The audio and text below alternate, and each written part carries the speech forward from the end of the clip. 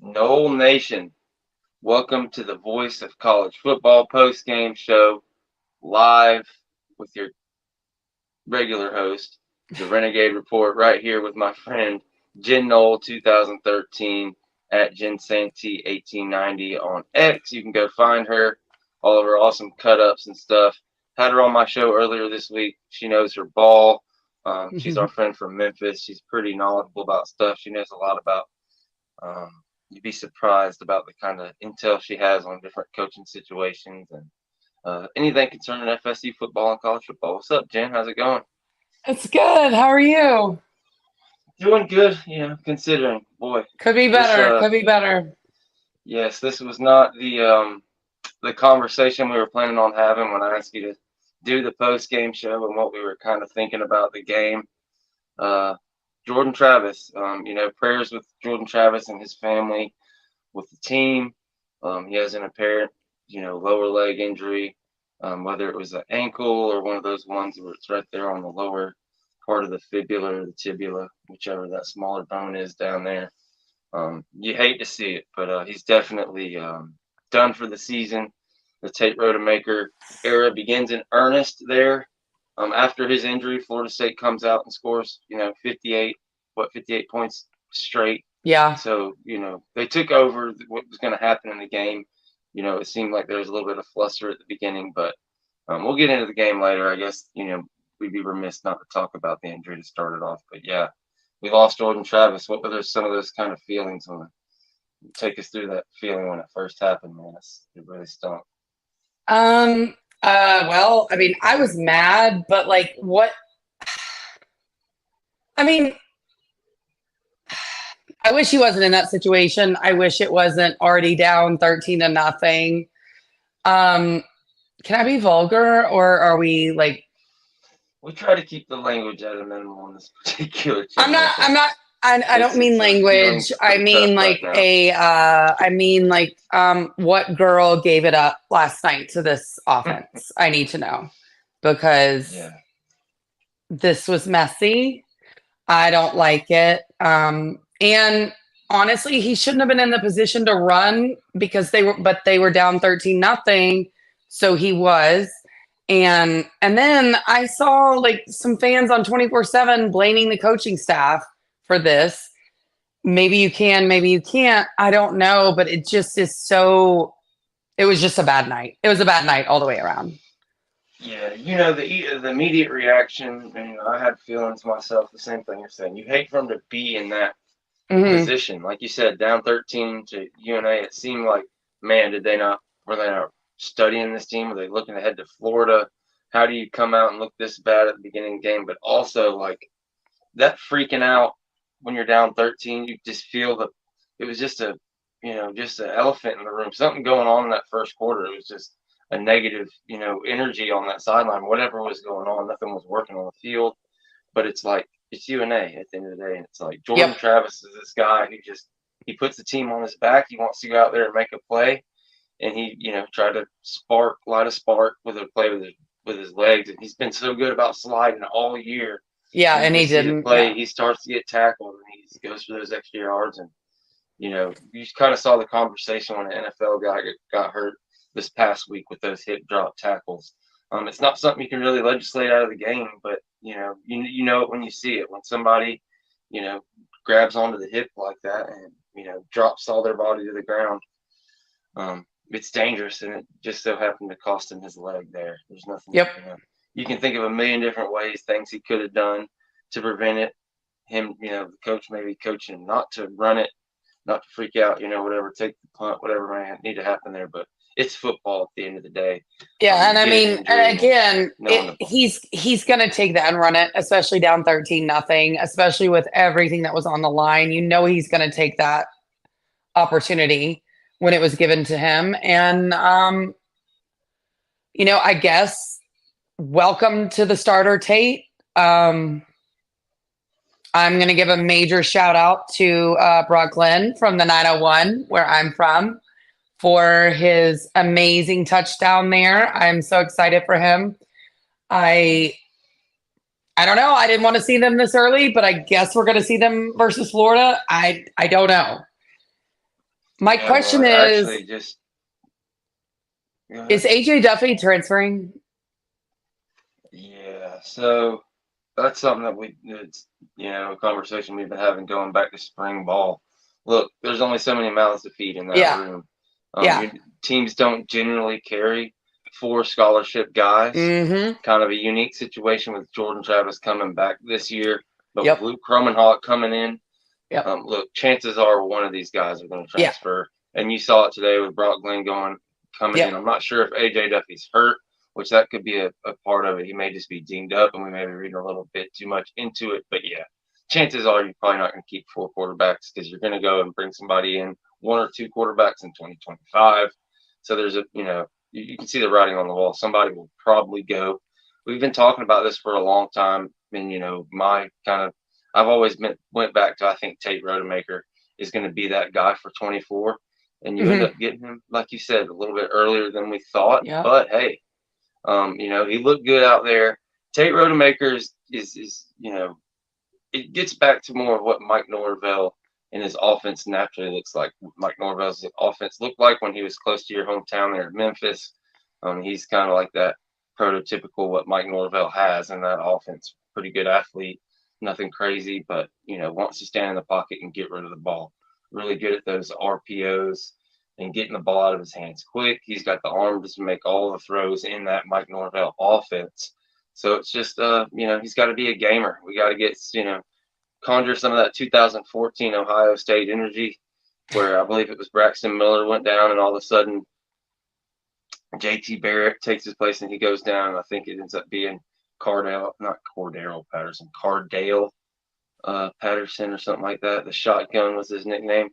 Goes on to win the conference championship and the national championship, and then he never really did anything after that either, which was pretty rough. But yeah, there's nobody has any tape on Tate Rodemaker. Nobody's really seen that side of this Norvell offense. So who knows? We could go on a blessed run right here and still go all the way. But you just hate to lose Jordan Travis at the end of the day. That's the big story here. And I don't want to sell it short, but also don't want to spend the entire show just harping on his energy. But I know. I don't really know. I don't know. I don't know how they're going to look next week. We started this and the Florida game's still going on. So what's that score looking like? I can't look at my phone. Is supposedly hurt. One of my Florida buddies texted me. Oh no. Well, see, that's too bad. I mean, look, looks like possibly a collarbone for him. I've been blocking Miami fans left and right tonight because they have been dancing on this injury, tagging me. It's really disgusting, but that trash fan base. That's why the football gods have punished them for 30 years. There you go. That's why. Yeah, it's tough. I had people I don't even know how they got my number. I guess I put it out there for a different thing in reference to Twitter has a call feature and stuff like that. But yeah, I had a couple of Miami fans literally calling the podcast telephone number to troll. But it is what it is. I will say this: every fan base has it. There are good, Miami fans out there. We have Miami people, and the brother and sister networks here at the Voice of College Football.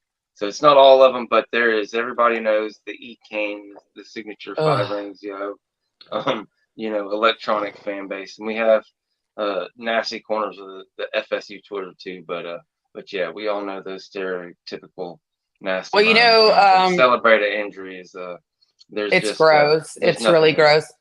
But Twitter has a call feature now, so maybe that's how they got your number. I'll have to look into that because I could not believe the gall on somebody to do that.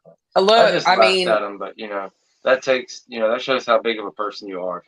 If you're so hurt by whatever bet or take you lost on Twitter that you're going to celebrate a kid, getting his leg broke on live national TV like that.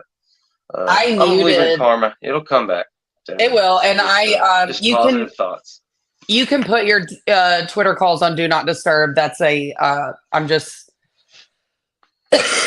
letting everybody know that's a key thing to do. Yeah, Kev with a comment. Putting up 58 unanswered points helps with the committee. And he's asking as a question, look, here's the thing with the committee. Washington, last I looked, they had an absolute chance to lose. So I'm not sure they're going to be in a tight game. So it's not like they have big style points against Oregon State, the team they're playing right now. But at the end of the day, it would not surprise me, and I wouldn't blame them if they dropped us to 5 and put Washington up there. But at the end of the day, look, guys, you win and you're in. Survive and advance. That's what it comes down to. There's not going to be any style points or getting seeding over any kind of zero win team. It just is what it is. We'll be the last undefeated team likely if we stay undefeated. But if we do, we get in. This is what it is. Win. See, and there's nobody's gonna getting lucky. It just is what it is. People aren't gonna like this take of mine, but I think with Jordan's injury, I can see this happening if Alabama upsets Georgia. I do feel like they could. I didn't feel like that until today, that they could leave FSU out for Alabama, Georgia, Washington, and Michigan or Ohio State. I'm telling you that right now. I mean, I hear you, but it would have to be they play each other. There's just no possible way. If Florida State loses the game, you're absolutely right. They're the I'm telling you, I hope not. I really do. I can just feel this as a setup because, I mean, if you heard Kirk on game day today and they work with the college football committee, he said we weren't deserving of a spot with Jordan. I'll have to go look at what he said there, but he's been saying all year if we went out, we get it. So I don't know. I know. It was today on game day. It was weird. It was weird. Florida State wins out there. It'd be like the biggest travesty. There'd be like a whole riots in the streets, senators suing the NCAA, trying to look, I hope it doesn't happen. It would be nuts because you got too many games played.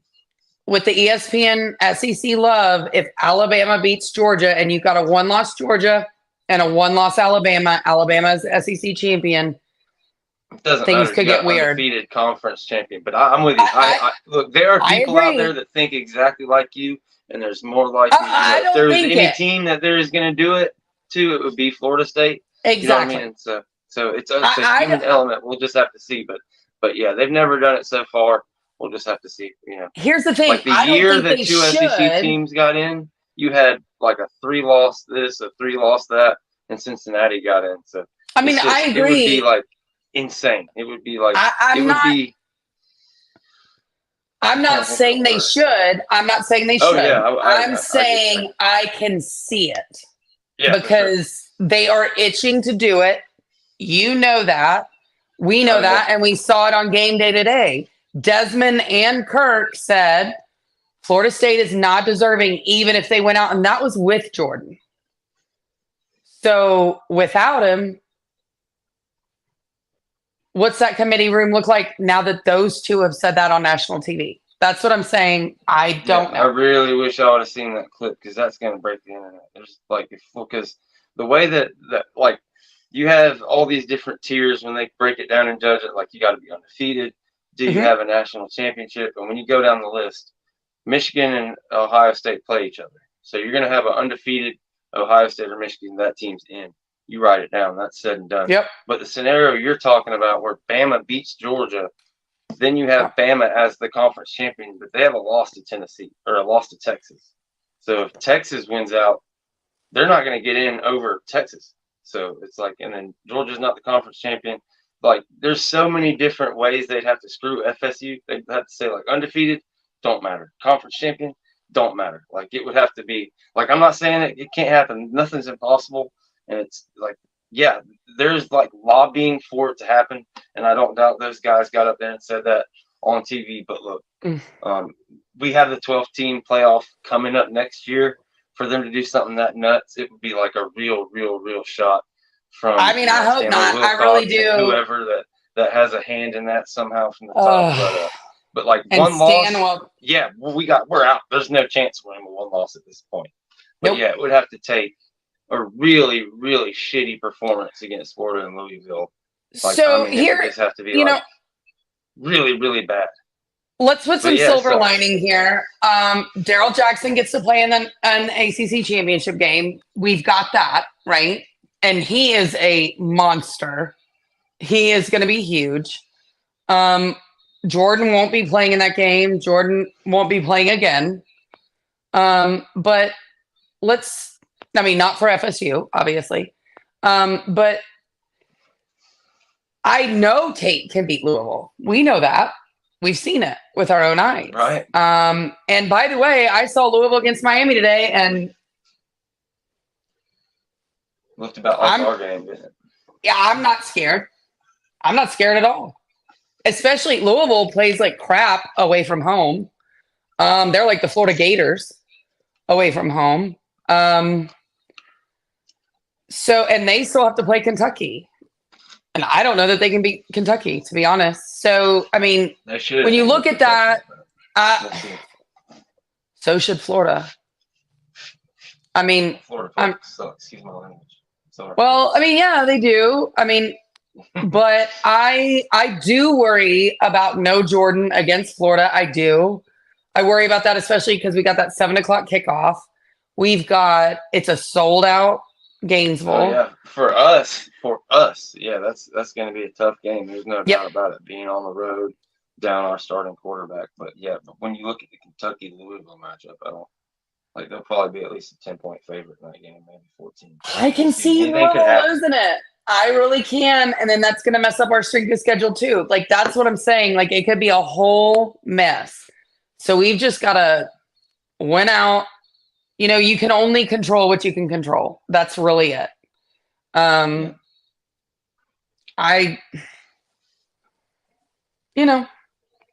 I love this team. I love Jordan. He is an amazing kid. I wish him all the best. And I really hate that his last game was what it was. I really do. It's so unfair.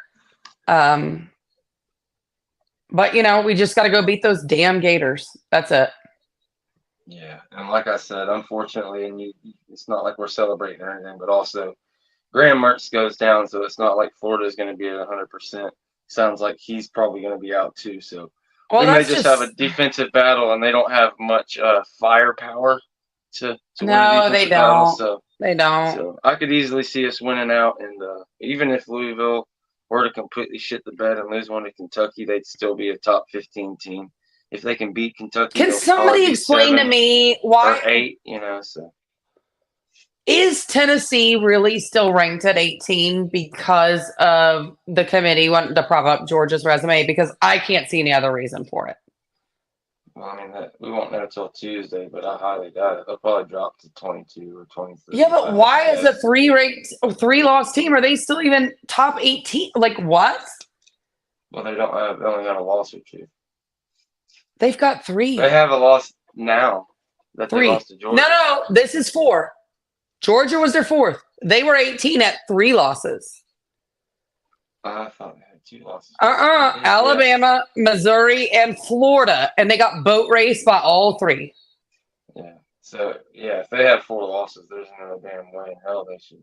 I still don't know why they were ranked 18 at 3 losses. NC State wasn't even ranked with 3 losses. So yeah. No, that's absurd. Tennessee is being ranked at 18 to prop up Georgia's strength of schedule. We all know it. Yeah. Let's just admit it. Yeah. Let's admit it. Yeah, we've talked about that ad nauseum. Like the kind of they get credit for their tough schedule and every conference win and close loss and everything. It's just like every adversity, every possible thing.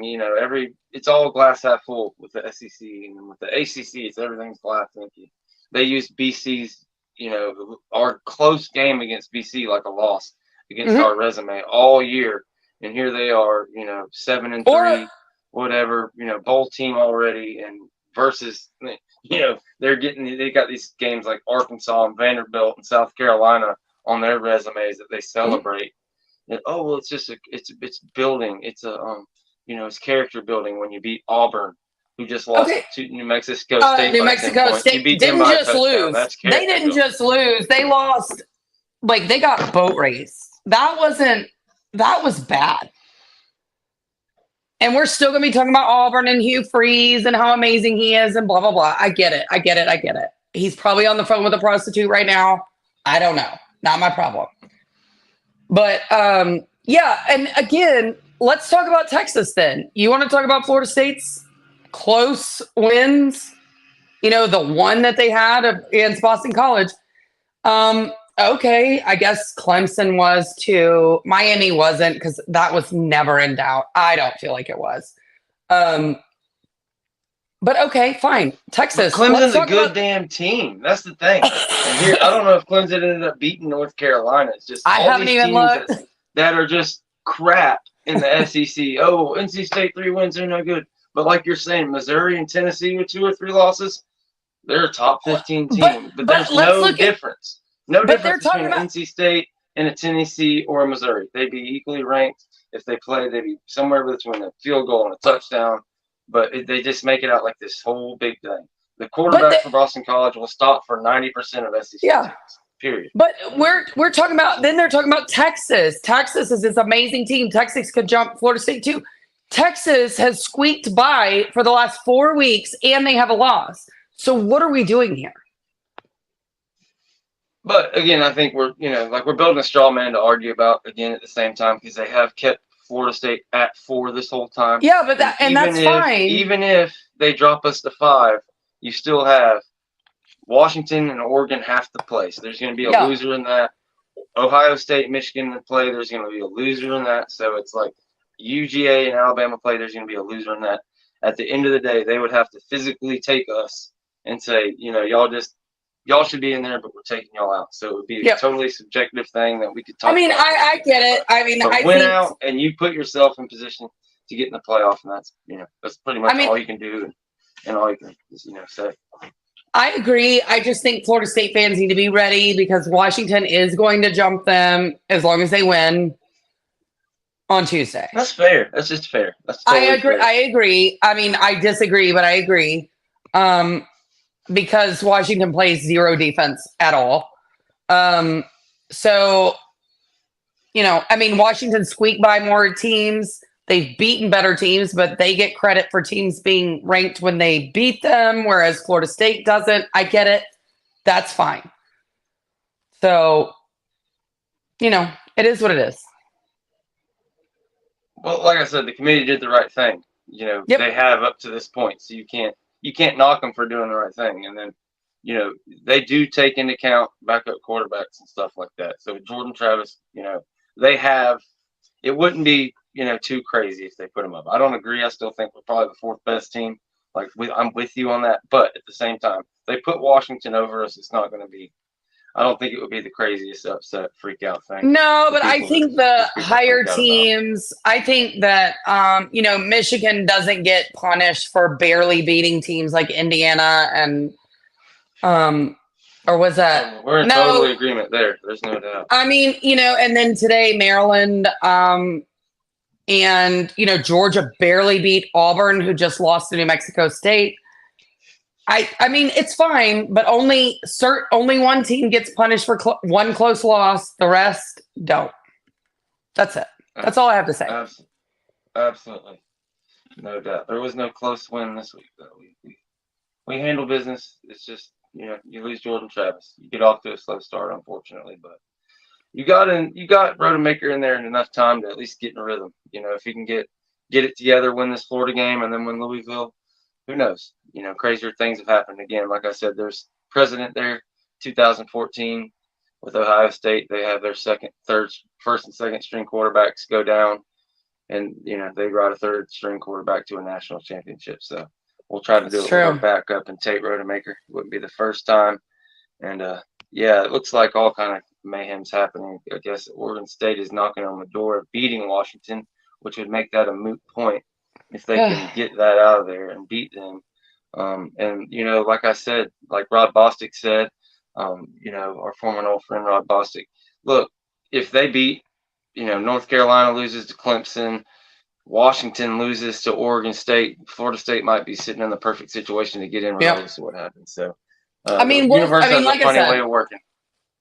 It does. And, I'm not trying to be down. I think I was just saying, I think that this, unfortunately, was a perfect excuse that some of these talking heads were looking for to politic for Florida State to be left out, even if they're undefeated. And I could feel they wanted to find a reason. And this kind of gave it to them. I'm not trying to be negative. I totally think that would be in the wrong. I mean, we're here. I got you. I 100%. I feel what you're saying, but like Bostic said, they value it, and there's nothing else. I mean, there's only so much you can say about it. It is what it is. Yep. But, I mean, like I said, it is what it is. Yeah. There's nothing anybody can do. It makes you hate that next year is a 12-man playoff. We could just have it this year. We could just end all this conversation, and we'd have the 8 teams that deserve to have a shot get in. But unfortunately, it is what it is. I'm going to go back to my 99.9% of the time, they work themselves out, and I'm pretty sure they will. I'm going to go back to my comment that let's give the BCS back to the playoff and let the computer do it and take the people out. Well, we're going to the 12-team playoff next year, so yeah, but I just want the computer to decide it, not these weirdos. Yeah, for sure. I agree. Who are attached to schools? What are we doing? Condoleezza Rice is deciding who can play football. What the world? I mean, I know she's not in anymore. It was just more of a joke, but fine. Yeah, it's ridiculous having it's just politics. But like I said, let's move on. Get past that. It is what it is. When it gets back to the game after the injury, unfortunately, like we said earlier, you go on to score 58 straight points. Another big thing I really like seeing in this game was Keziah Holmes getting out there. Oh, I was about to say that. Yeah, no doubt. He's one of my favorite players. Going back to his recruitment back in 2019, or maybe he was class of 2020, ends up going up to Penn State, gets hurt. He's on our scout team all last year. Not that many people knew about it, but bam, he jumps up. I thought he was going to be kind of like Trey Benson, to where halfway through the year he would slowly but surely get more and more carries, maybe even have a chance to be the starter by the end of the year. It just hasn't really happened that way. It seems like every time you think he's getting a couple carries and you don't see him for a few games. But, man, they got him in there pretty early today, and he looked pretty damn good. I'd like to see more I loved it. Keziah Holmes. I loved it. Hey, Rod Bostic, what's the score? I see his comment. I just need the score because my phone is on the mount. 4th down with Oregon State. Okay, what's the score?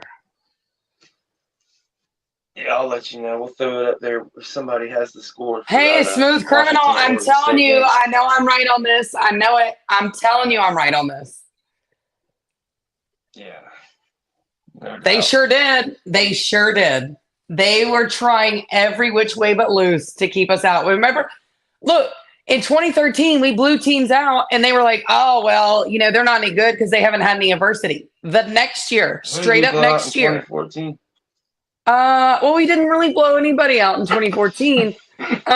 So in 2013, we weren't any good because we didn't have any adversity. Yeah. In 2014, we weren't any good because of game control. Game control. Yeah. Yes. We blew everybody out, so they sucked in 2013. We played them tough in 2014, so we sucked. But hey, Rod Bostic, who's winning? But we were who's winning?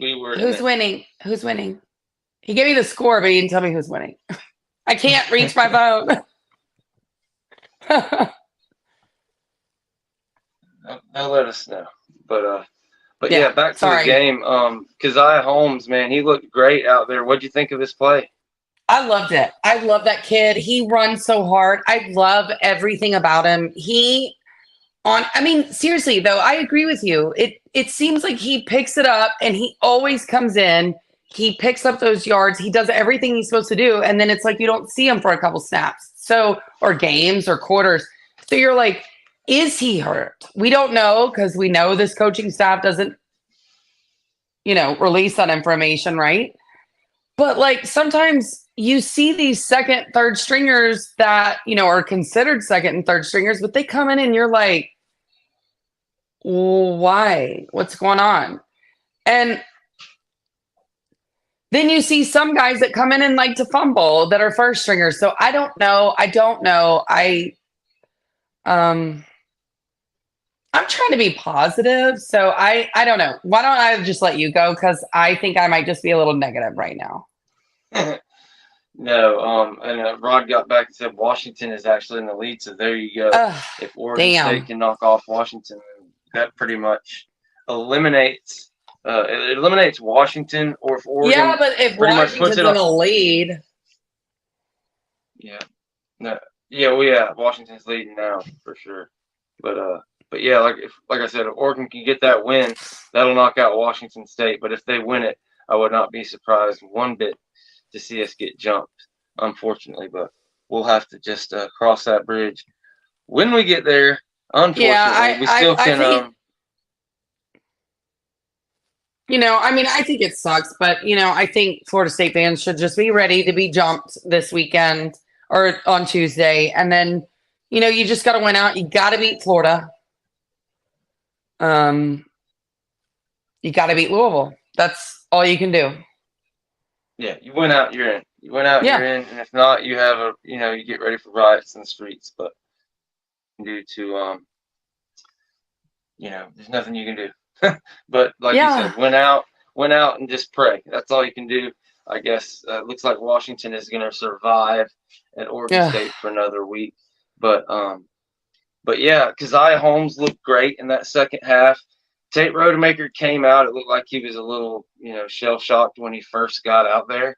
But Tate Rodemaker, man, he found a real good connection with Jaheim Bell and also Kyle Morlock. So I really like, the fluidity of the offense when he gets in there. It's kind of just like we had talked about the other day on my podcast when we were talking about possibly who would start next year. Mm-hmm. The offense just goes when he's in there. Sometimes he has this thing where he'll drop back a little too far and get himself in trouble. But when he steps up and really gets a feel for that pocket, I think that's going to be the big thing, getting, in stride with this offensive line and be able to figure out, when to drop back, when to step up. I think we have a good chance. There's no reason we can't beat Florida and Louisville. I've said all along, kind of going into this year, it was like, all right, Florida State is a team that can make the playoff, but are they good enough to win it? I was getting to the point where I believe they had a shot. They could go beat anybody. When you take out Jordan Travis and that, the avenue of his legs and that functionality of the offense, it takes away something. Okay. Yep. Is there a chance it could take off like 2014 Ohio State did, even though they lost their two running quarterbacks? It absolutely could, but you'd be crazy to not, think that you might could take a step back when you lose a guy like Jordan Travis, who started for 3 years, won all these games for you.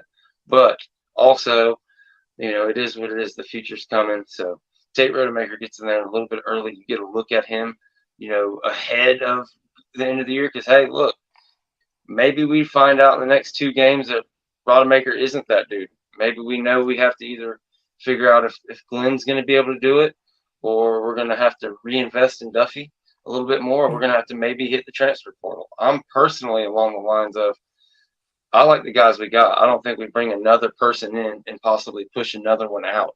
What do you think about that? And especially, with Travis's injury, and how it affects it. Do you think they look at getting a transfer quarterback, or do you think they keep it all in house? I think, I think they are going to look at getting a transfer quarterback. I do. And I don't think it's anything personal. I think it's just more of an insurance policy, what we like to call roster management. Hello, Miami fans, if you're watching. Because and I only say this if there is one that fits for this team. And I have heard about one that's possible. But you want to make sure that it's a right fit. If it's not, then no, you don't go get them. You don't just bring in somebody to mess up the quarterback room. If it's the one that I've heard about, then you make that try. He may not start. It may still be Tate. It may be Brock. Who knows? But you at least bring that person in that fits your offense and give it a try, because it is a 12-team playoff next year. You want to make sure you have that opportunity to continue what you've built on. And if you don't do that, then it could be considered a failure. You don't want that. You don't want to take a step back. So I'm not saying that it's for sure that they're going to go after a quarterback again. Like I said, as long as it fits what they're doing on offense, then but if it doesn't, then you stick with what you got. And I think the quarterback room is still very good. It's actually really good compared to, our rivals and stuff. I mean, theirs is empty, ours isn't. So I think, and I do think Tate's really good. I love Brock Glenn. I thought AJ Duffy was going to be really good, but I don't know, again, because we don't see him and we don't really hear that much of him at practice. So I don't know. I'm a little concerned about him, but I guess we'll see. Yeah, I don't know what the deal is with Duffy. I'm not sure if he's a little injured or not, but I think kind of all the way since the time Brock Glenn got here, it's kind of been the writing on the wall that he's probably going to end up passing Duffy. I thought there was a little bit of time during the spring when some people were kind of in the Duffy camp thinking that maybe he would end up winning that backup job. But Tate won the backup job, and we've seen Brock, like you said, keep seeing Brock get in there before AJ when he gets his opportunities. Seen him today get out there and run that touchdown in. If there's a Vegas odds or some kind of Vegas total on who's going to possibly transfer, there's no doubt that the odds are up there for AJ Duffy. I don't think we bring in a transfer quarterback, but if a scenario you see possibly playing out, if we do bring in a transfer quarterback, then you look at possibly two transferring out. It just depends. Is it going to be a guy who's a redshirt senior who's just a 1 year come in and play for you, or if you get a younger guy? If you get a younger guy, obviously you're going to use two. But there's a chance you could hold on to Croman, Hawk, Glenn, Rodemaker, and a transfer for that. Again, you'd be carrying 4 quarterbacks for 2 years in a row. But, again, I think that's unlikely, but you never know. We'll see how. It all depends on how good Rodemaker plays the next couple games, I guess, and how much confidence they have in Brock Glenn to be able to back up Rodemaker. That's part of it. You may be comfortable with Rodemaker being the starter, but are you comfortable with Glenn or Duffy being the backup? So if you need to bring in somebody, either as a backup of Rodemaker or just somebody to compete for that job, and whoever wins it, you pretty much, as we're seeing here with Jordan Travis, you got to have 2 quarterbacks. You're going to try to compete at college football at the highest level. Chances are you're going to end up going to your second and sometimes third quarterback. So yeah, at this point, with Jordan Travis going down, it just really reminds you the mortality of these guys. And as much as I'm on the train of keep it in-house and don't bring somebody in, you'd be a fool if you're Mike Norvell and staff and don't at least consider it. And like you said, if the perfect guy hits, whatever the case may be, if Lamar Jackson comes available and you've got a chance to bring him in, you bring him in and do what you got to try and keep the ball going.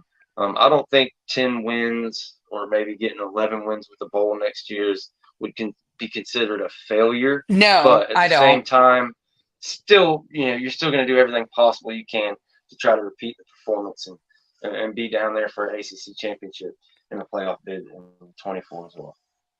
So, Angelo, I 100% agree with you. I think Brock is, look, when Brock flipped and he came to Florida State, I was like,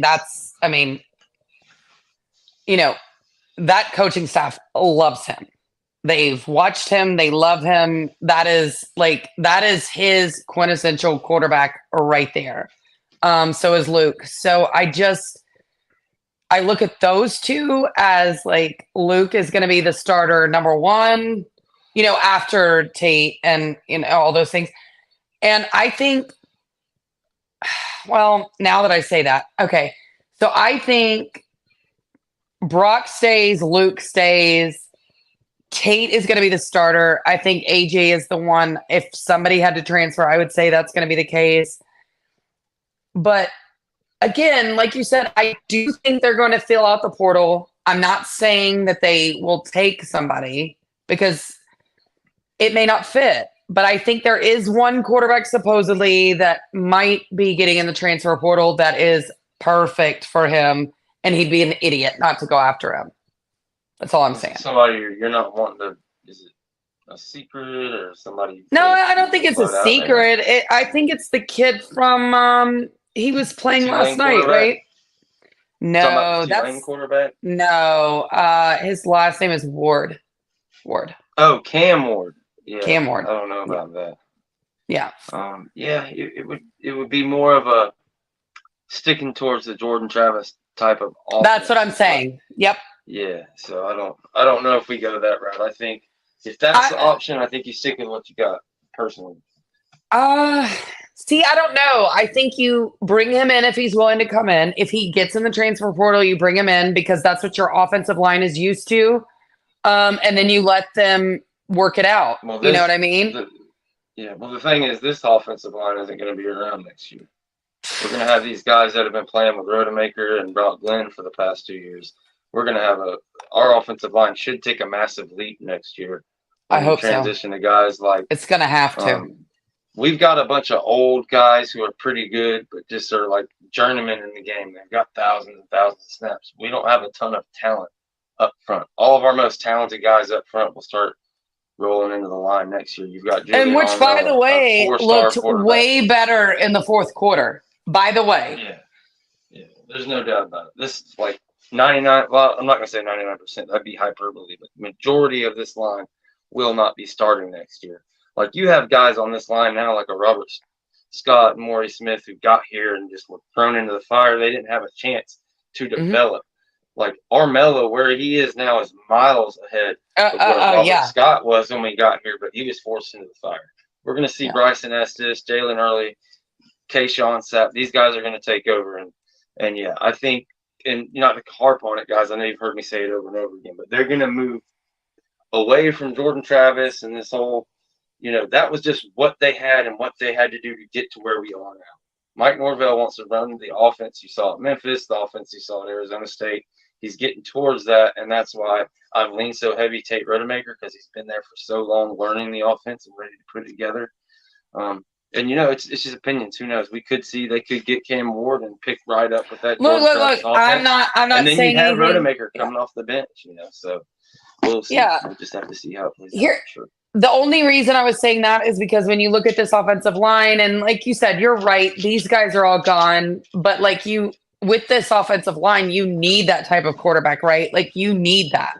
That's the one you need, right? But again, like you said, I wasn't really thinking they are leaving. It's going to be a whole different offensive line. But again, is it? I mean, I don't know. I'd like to see it maybe. I don't know. No, I mean, they have to leave.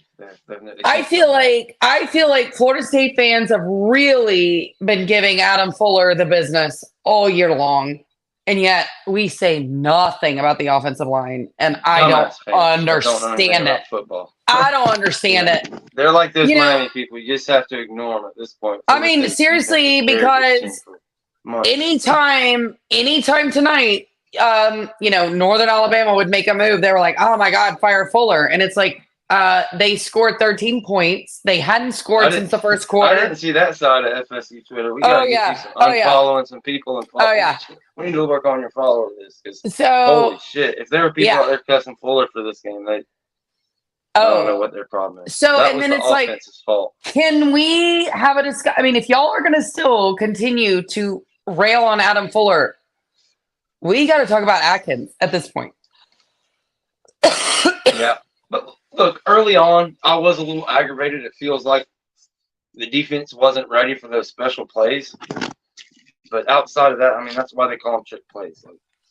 That's what they're trying to do, is trick you. They got us a few times. They had a few broken tackles, but look, they scored 2 touchdowns.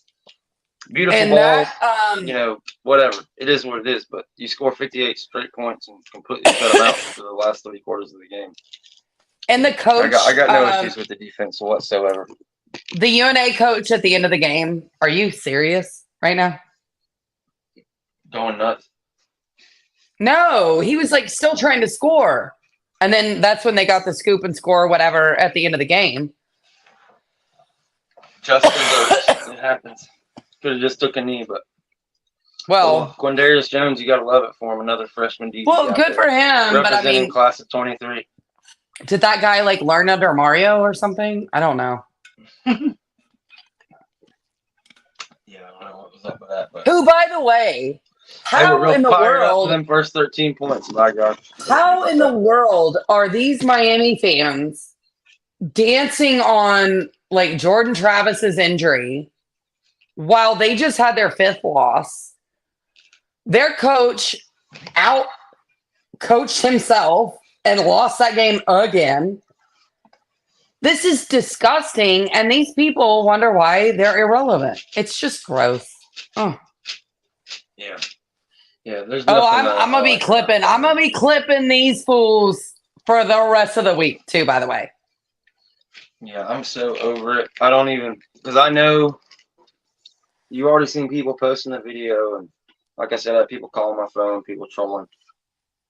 I'm so over it. I'm just gonna ignore all the Miami people, ignore the Florida people. I'll go back and forth with the Florida people I respect.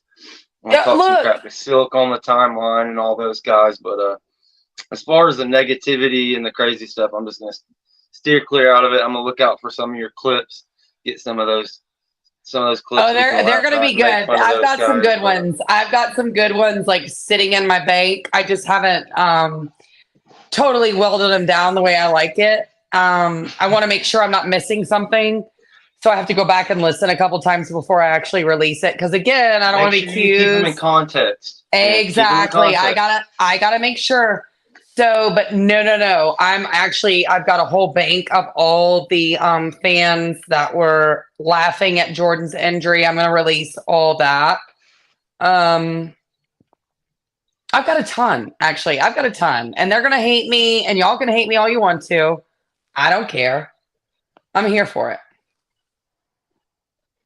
Yeah, and, come at me. Just so you guys, I know that's kind of late in the show, but I want to let you guys know that ticketsmarter.com is the way to go for all your ticket needs. If you want to get tickets to some of these football games, I know there's time running out, only a couple games left of the year. If you want to go to a concert, bring your honey or your kids or somebody out to a concert, you can do that too.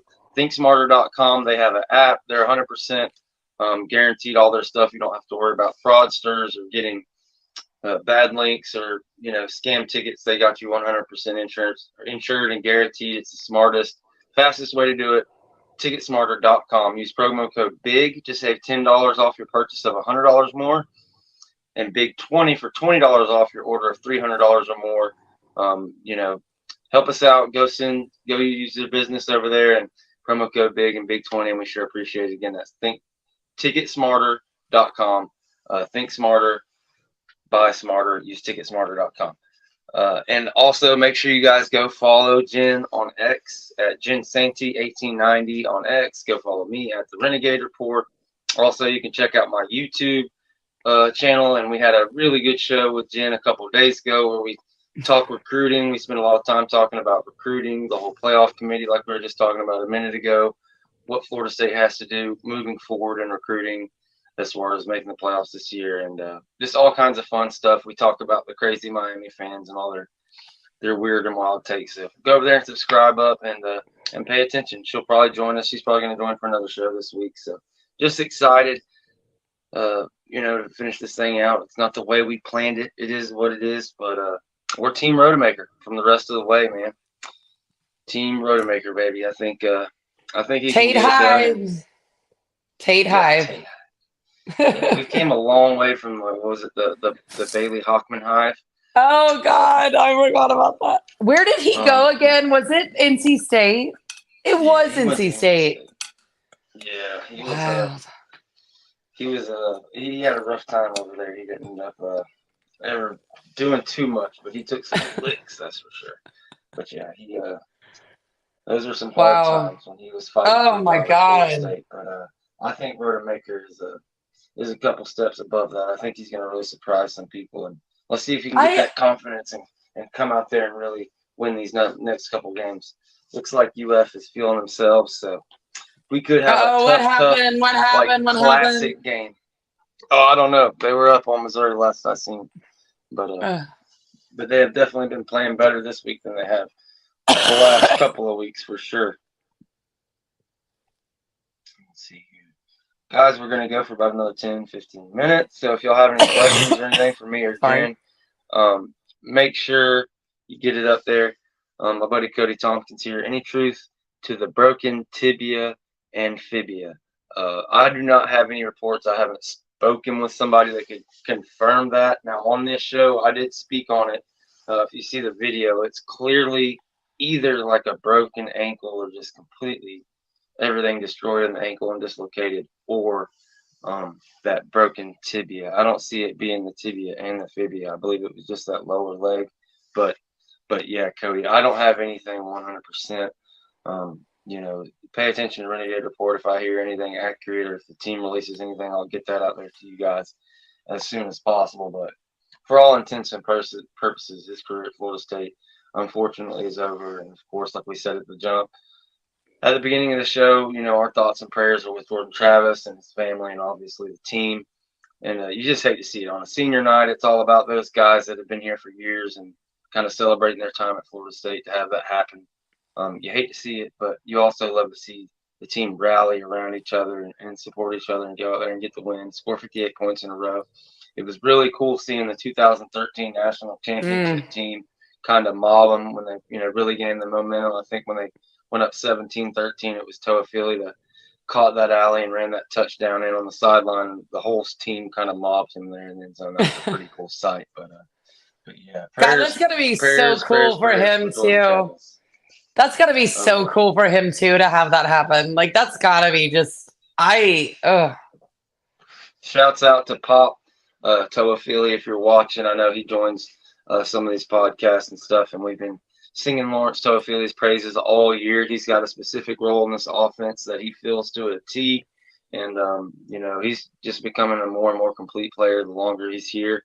If he comes back next year, he'll be competing for that starting role yet again, and he just keeps getting better and better and surprising folks, and keeps just plodding along, man. I really, really, really, really like what we've been seeing out of Toafili the last couple of weeks for sure.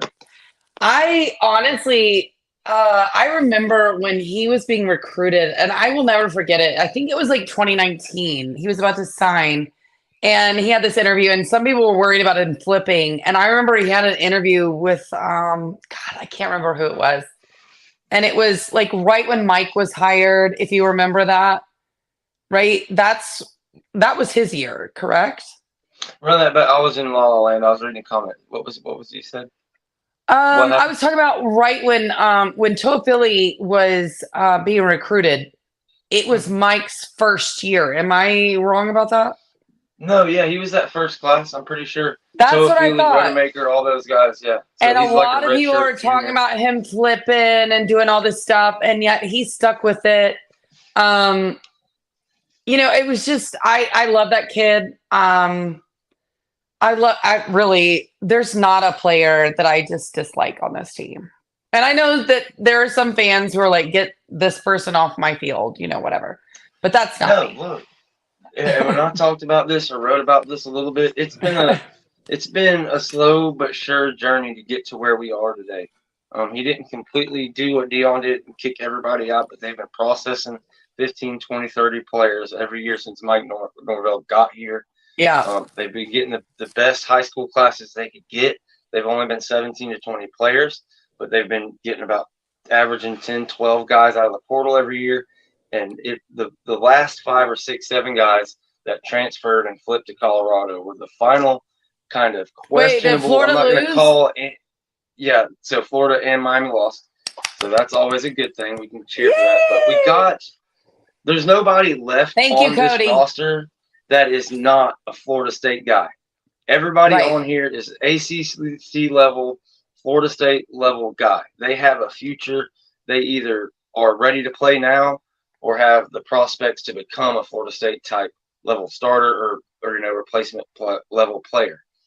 Before, that wasn't the thing. You had 30 or 40 guys on the roster that were just like, if they get on the field, you're trouble. It's over with. And it's like, you think they're a cancer in the locker room, but at the same time, what if you have 2 tackles go down? You got to have that guy. What if you have 2 guards go down? You got to have this guy. Oh, well, we need help at safety, but this guy don't want to move. He thinks he's too good. He's got to stay at the corner. Okay, go to damn Colorado. And that's what happened, and that's just fine. because we have a team of guys now.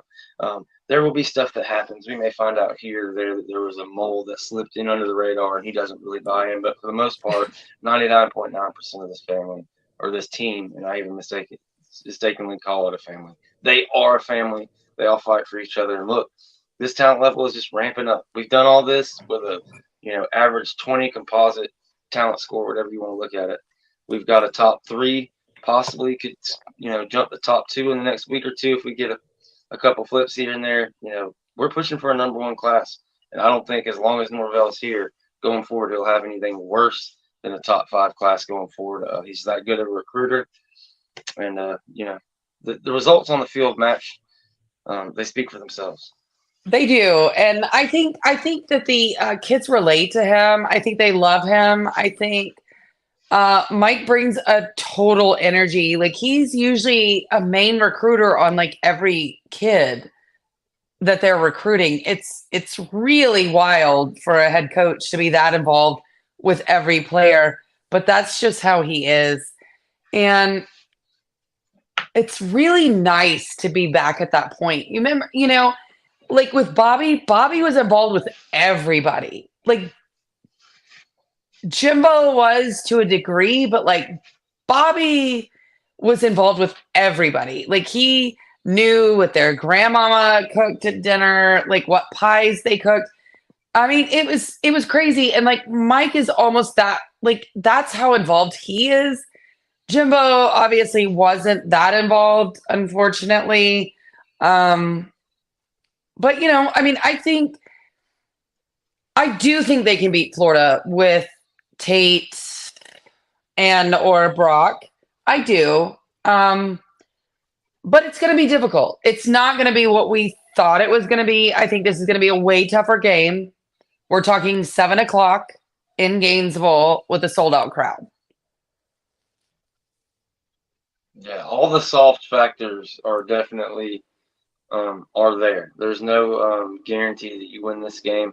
I think the line will probably go down. I believe it was approaching like 12 or 13. It probably goes down to a touchdown or less. I think it's going to be like a 3. I think it's going to be 3. I mean, I just, I mean, there were so many injuries in this game. I mean, it was so many. We don't even know, like, who's going to play where. Like, I've never seen anything like what happened in the game we just watched. So I just, but you gotta understand, Florida is a terrible team too. Oh yeah, I mean, look, everything's relative. We're wrapped up in Florida State stuff, and we suck. But it wouldn't. There's not like any. We don't. Or like you can let them off the hook if we lose at Florida State. Like, no, it would we're still not gonna be a terrible terrible loss. Like, we still better go win that son of a gun. Oh, you better still beat them, because let me tell you something. Sure. If you lose to Florida, we're not having a 4-week-long parade off of a loss like a certain other fan base has been doing. Okay, we're not doing that. Team down south, no. We don't have parades off of losses, guys. No moral victories around here. The standard is everything. The standard is the standard. Hanging banners for losses. I've never seen anything like it. That's kind of how we do things around here. The standard is the standard. But yeah, I think we get it done. But you're absolutely right. It's not the slam dunk talking crap on Twitter like we're gonna win by 3 or 4 touchdowns. It's gonna be. Oh, I'm gonna be quiet all week. It'll definitely. I guarantee it's probably gonna be stressful for the first half.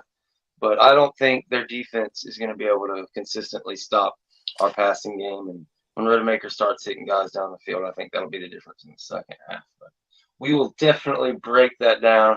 We'll have 2 or 3 shows between now and then. But if anybody has any questions before we get off of here, we'll probably go for a couple more minutes. We've got a pretty good amount of people watching. Get your comments up on the YouTube comments, and we'll throw it up on the screen if you have any questions. Yeah, come on, guys, give some questions. Let's do it. Yeah, Philippe, we just talked about that, man. Glad to see the Gators lost. They were going to be a little fired up if they could have got that ranked win the week before. And unfortunately for them, Mertz went down with what I heard was an apparent collarbone issue. Did anybody in the comment section see if he came back in the game or if he's out for the rest of the game? You could throw that up there. And like I said, if y'all had any questions, throw them up. I'm ready for the roll-up TV show tomorrow. Like, I can't wait. Now that Florida lost and Miami lost, like, I'm ready for it. I love those episodes. Man, it could go left if somebody talked some crap about JT on there. Man, they will. They will. Kenny will represent for us and keep those guys in line over there. Now, Daryl Jackson Rod, he cannot play for the ACC championship game. But if we win the ACC championship game, no, he can. He is in the ACC champ. No, he cannot play in the ACC championship game. He can play in a bowl game or the playoff, but he cannot play in the ACC championship game. I could have sworn he could play in the ACC championship game. Unless something's happened today that's changed. It's just for the absolute postseason. It's the same as like early enrollees could play in the playoffs as well, I believe, if they show up, before. See, I really thought he could. I thought somebody had said that. No, it's been one of those things that it's just one of those, you play telephone. Somebody somewhere said it. It just gets confused back and forth. But no, ACC championship, no. Playoffs, yes. Bowl, yes. I don't know that we need him for Louisville, to be honest. I watched them against Miami. We're fine. No, it would be really nice to get him, though. Like, if you can beat Louisville and have that spark before the playoff, that would be really, really nice for sure. I think if we get past practicing every day, so if we get past Florida with Tate and Brock, we're fine against Louisville. Like, that team doesn't scare me in the least.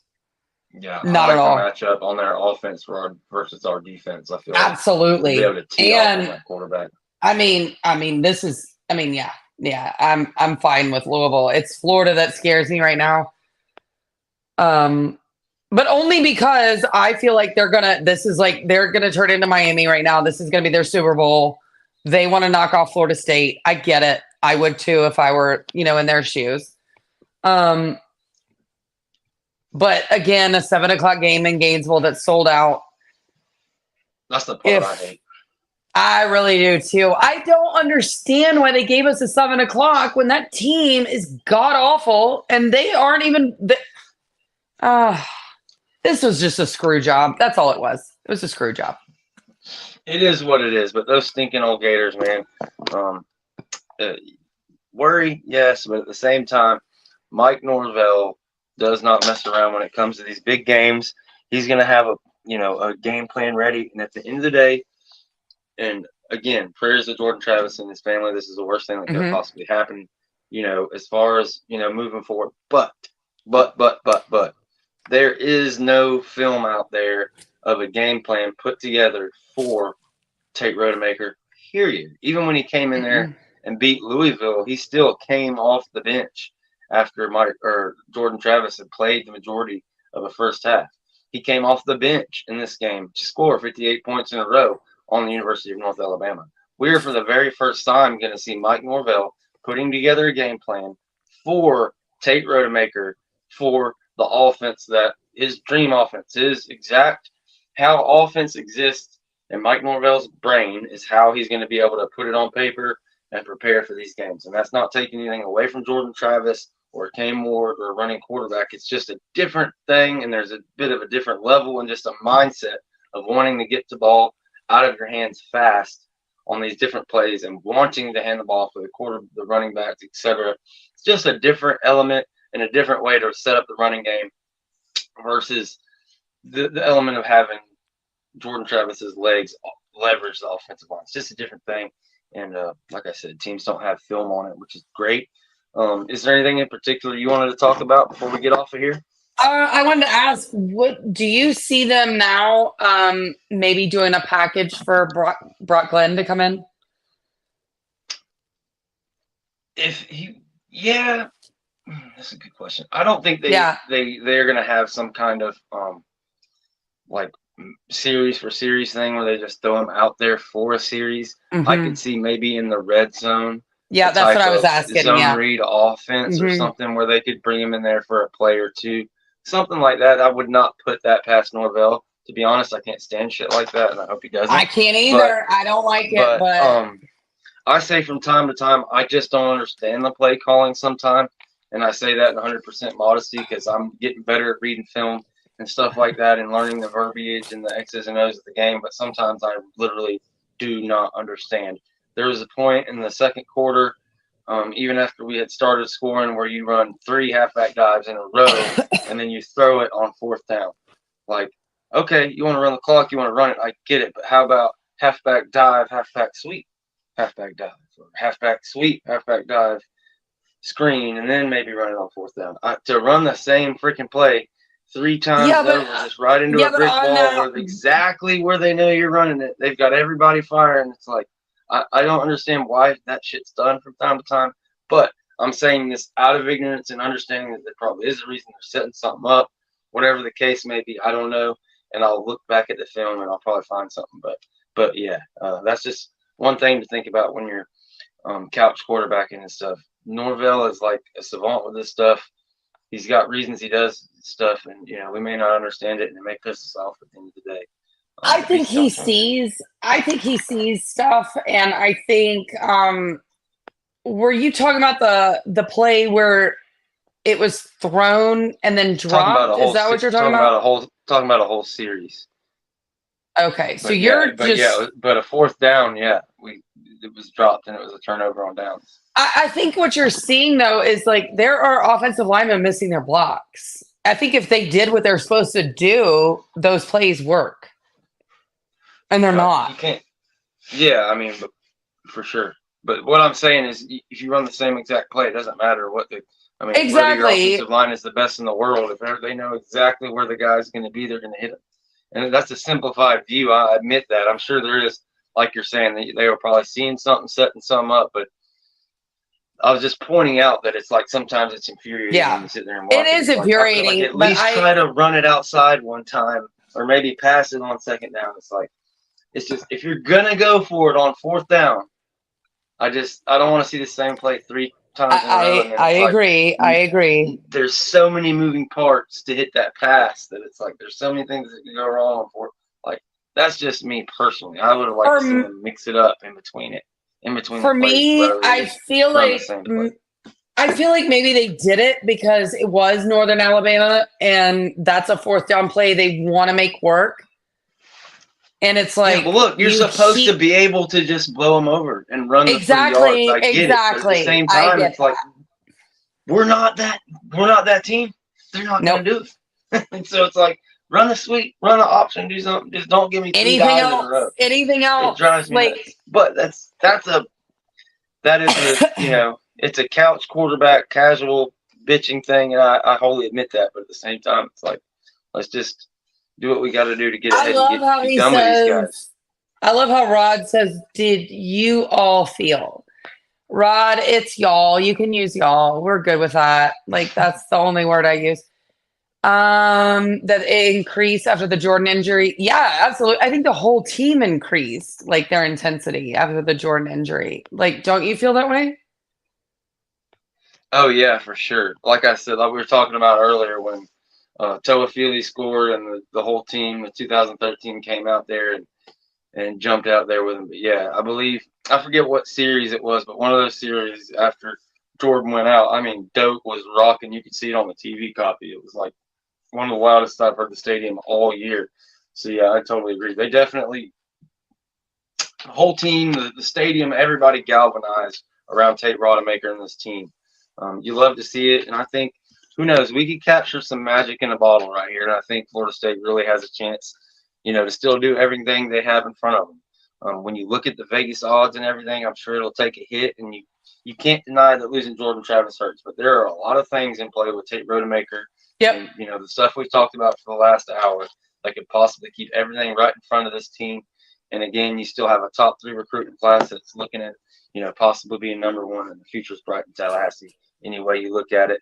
And yeah, I agree with Chad. Tate's going to be fine. And let's just go with some Gator butt next week, guys. There was one more question back there that was talking about the 2-back system, which I absolutely agreed with after LSU. But I think we did that. We did it in Southern Miss, and then God, have we seen the 2-pack again since Southern Miss? Yeah, they've brought it out periodically. Teams kind of figure it out, Virginia and Tech. we're looking Virginia for Tech. it, and then Um, didn't do it as much, but yeah, yeah. they haven't telegraphed it, but they've definitely got it in there, and they'll pull it out from time to time. I wouldn't doubt if we saw some of it tomorrow. Use that shit against Florida because you know they. Mm-mm. Don't be surprised if you see a different game plan that you've seen throughout Norvell's tenure here, because again, it's all going to be wrapped up around Tate Rodemaker. It's all about Tate Rodemaker. Mm-hmm. Guys, make sure you go follow Jen Knoll 2013 on X, at Jen Santy 1890. Go follow me at Renegade Report 1 on X, and also at the Renegade Report right here on YouTube. Go to ticketsmarter.com.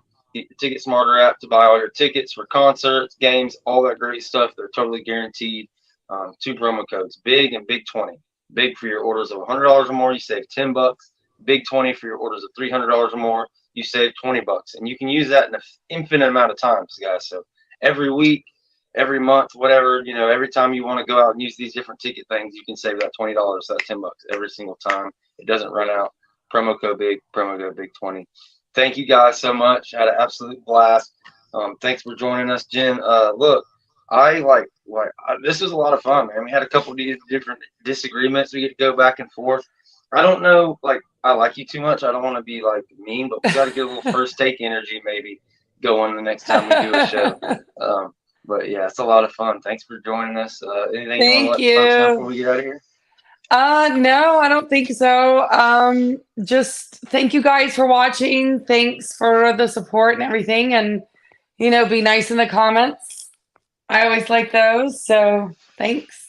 Thanks for having me. Thank you for having me. Let Jen know how great she did and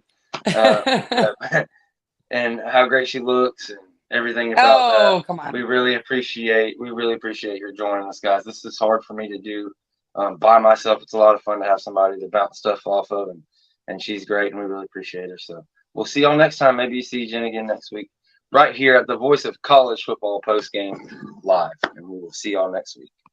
Thanks, guys. Bye.